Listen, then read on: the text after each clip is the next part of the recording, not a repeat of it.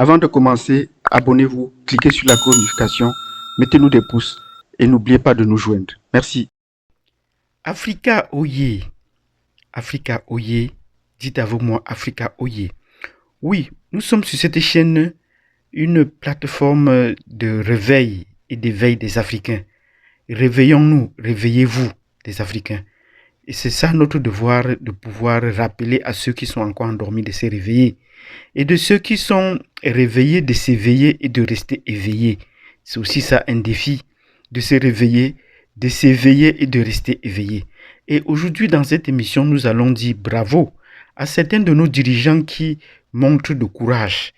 Félicitations à tous nos dirigeants qui sont en train de nous amener à nous émanciper. Oui, c'est de ça qui sera question dans cette émission. Et nous allons dire bravo encore et encore à Assimi Goïta du Mali. Oui, il continue à montrer qu'il est un homme digne jusqu'à ce que le contraire soit prouvé.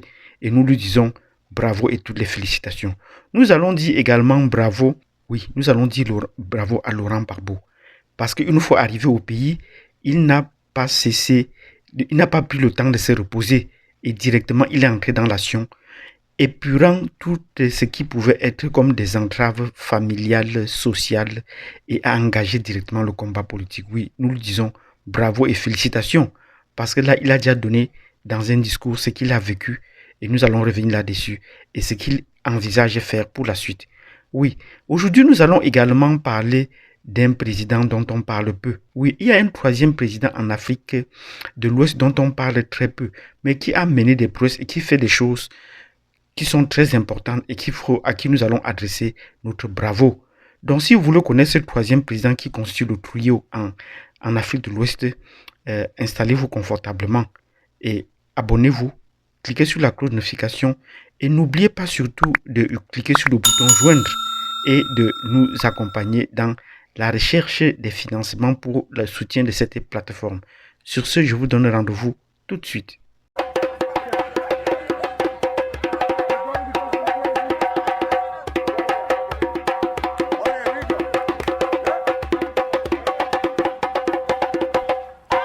Bienvenue dans cette vidéo où nous disons bravo à nos chefs d'État en Afrique de l'Ouest qui sont en train de réveiller, d'éveiller et de maintenir éveillés les frères et sœurs africains. Des présidents qui ont des allures panafricanistes bien prouvées. Oui, et aujourd'hui nous allons commencer par Assimi Goïta. Bravo Assimi Goïta du Mali. On parle de Mali aujourd'hui très positivement sur tous les médias, sur toutes les chaînes. Oui. Et ceux qui sont en train de pouvoir trouver des nuances pour pouvoir effacer tout ce que tu es en train de faire ou de vouloir t'intimider ou intimider le peuple malien, vont trouver le peuple malien en face. Et nous disons bravo également au peuple malien qui ne cesse de prouver son unité derrière son chef et qui approuve et soutient ce que son chef fait et repousse bien toutes les attaques, toutes les contradictions menées par les ennemis du Mali et notamment par la France. Oui. Ces dernières semaines, le président Assimi Goïta a bien reçu les émissaires de l'Élysée, les émissaires de Macron. Et nous lui disons bravo et merci pour cela, parce que c'est par cette attitude qu'il impose du respect à tous ses partenaires et notamment à la France. Si c'était comme les précédents, les Bandao et les autres qui sont précédés, c'est Macron qui les aurait invités à Paris. On les aurait vus aller à Paris faire une visite officielle. Non. Désormais, Assimi Goïta impose le respect à la France. C'est Macron qui envoie maintenant des émissaires à Bamako et non pas inviter Assimi Goïta à venir à Paris. Et nous lui disons pour cela bravo et félicitations. C'est comme ça qu'on doit traiter désormais les hommes politiques maliens. C'est comme cela qu'on doit traiter le Mali. Oui, si vous avez quelque chose à dire au Mali, déplacez-vous pour le Mali et dites au président de quoi est-ce qu'il est question. Cette semaine donc, les émissaires de l'Élysée de Macron sont venus à Bamako, au palais de Koulouba. C'est un couteau à double tranchant, comme nous le disons tantôt. Nous avons vu le bon côté, mais il peut aussi avoir un mauvais côté. Il pouvait demander de ne pas le recevoir immédiatement ou de se faire recevoir par quelqu'un d'autre. Mais s'il a reçu, nous estimons qu'il a été assez prudent pour comprendre que si on envoie des émissaires au palais de Koulouba, ça peut être également des espions. Parce que rappelez-vous, nous l'avons dit plusieurs fois sur cette plateforme, l'ambassadeur du Mali, de la France au Mali, a bien dit qu'il fallait se débarrasser d'Assimi Goïta. N'oubliez pas cela. Ils ont bien annoncé, ils ont bien dit. L'ambassadeur de France au Mali a bien dit il faut se débarrasser d'Assimi Goïta. Et se débarrasser de lui, c'est par tous les moyens, y compris les empoisonnements, les tueries, les coups d'État. Tout cela est possible. Donc, est-ce que les émissaires envoyés par Macron et l'Élysée au palais de Koulouba, ce n'étaient pas seulement des espions pour bien voir les dispositions, où est-ce qu'il va les recevoir ou comment les aborder? Donc, dans ce cas, nous disons, il faut être également prudent et voir le revers également de la médaille. Donc, si c'est un pas où son aura international s'est accru, peut également être un piège.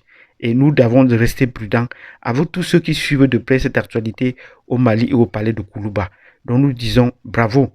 Et tous ceux qui vont essayer de diffuser des messages à l'encontre d'Assimi Goïta, vous allez bien les identifier et comprendre que ce sont bien les ennemis du Mali. Donc nous disons bravo au président Assimi Goïta, bravo au peuple malien qui s'est réveillé également cette semaine et qui a manifesté plus que par le passé son soutien au président Assimi Goïta et le départ définitif des Français du Mali. C'est important que nous le disions.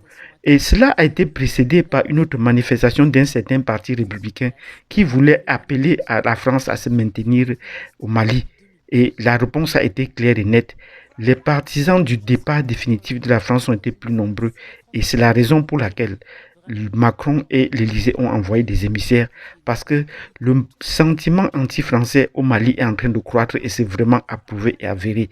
Il est question pour les autorités en place de vraiment prendre ce pouls et de pouvoir prendre la direction souhaitée si cela est possible. Actuellement, on raconte beaucoup de forces présentes au Mali et que c'est maintenant que la France tente de pouvoir faire comme colmater des brèches, mais il y a beaucoup de mensonges, de trous dans ce qu'elle fait au Mali. Par exemple, tous ceux qui nous racontent les exploits militaires de la France au Mali ne montrent aucune image.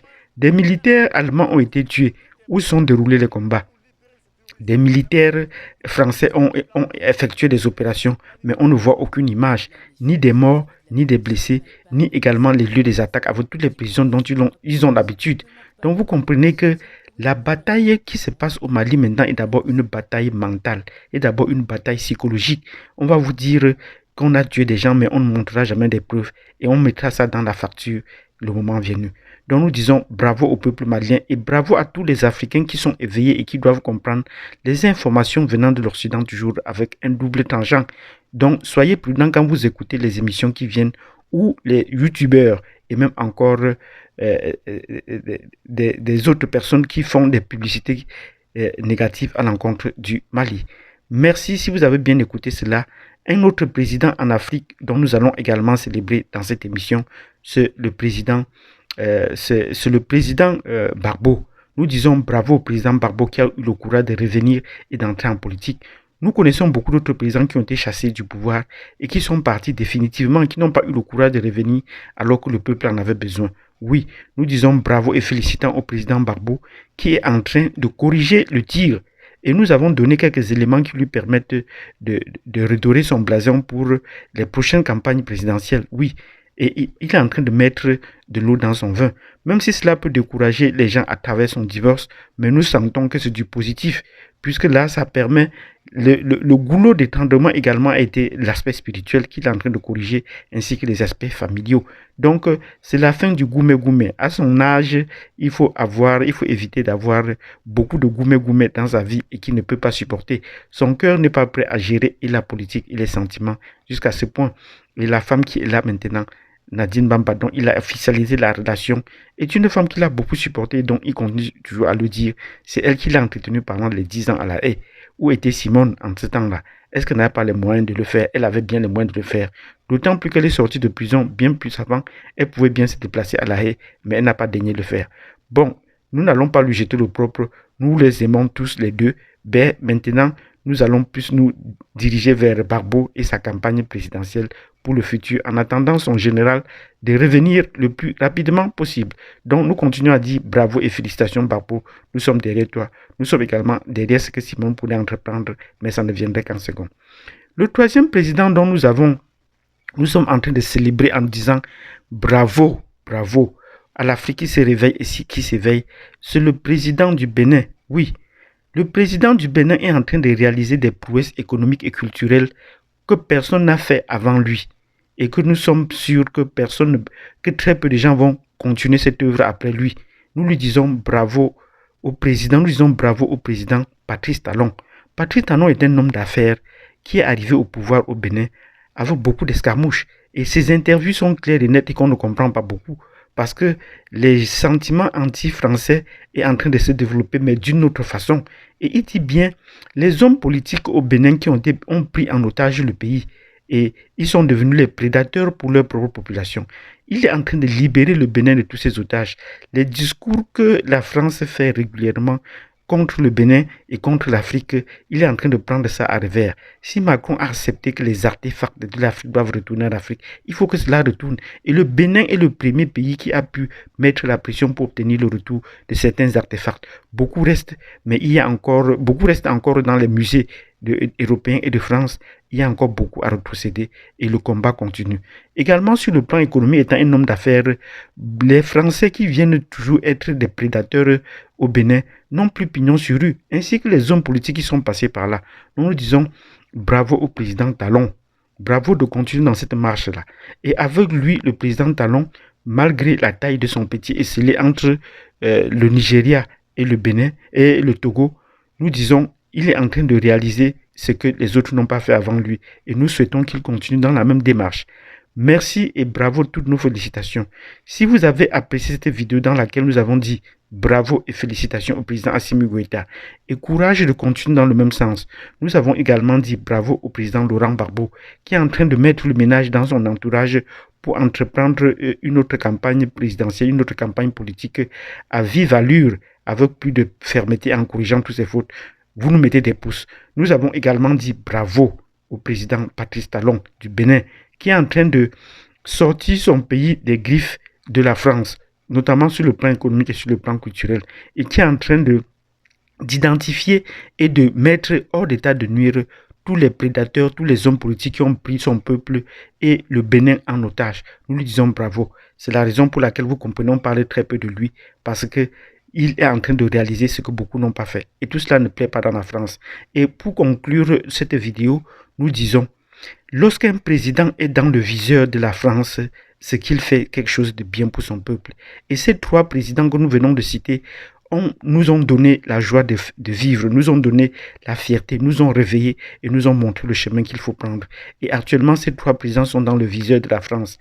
Comme je le disais tantôt pour Assimi Goïta, dont il faut écarter. Le cas de Gbagbo également, il faut l'écarter. Et également pour le cas de Patrice Talon. Il faut bien que son deuxième mandat arrive vite à achèvement. Et voilà les présidents dont nous sommes fiers aujourd'hui en Afrique. Si vous avez donc aimé cette vidéo et les prochaines vidéos que nous allons produire et que nous avons déjà produit, mettez-nous des pouces. Abonnez-vous. Cliquez sur la chaîne, sur la cloche de notification et surtout n'hésitez pas à nous faire des commentaires. Nous vous invitons également à cliquer sur le bouton joindre parce que nous allons produire également des contenus plus fouillés, des contenus plus pointus et des contenus plus précis. Sur ce, je vous donne rendez-vous à la prochaine vidéo. Merci.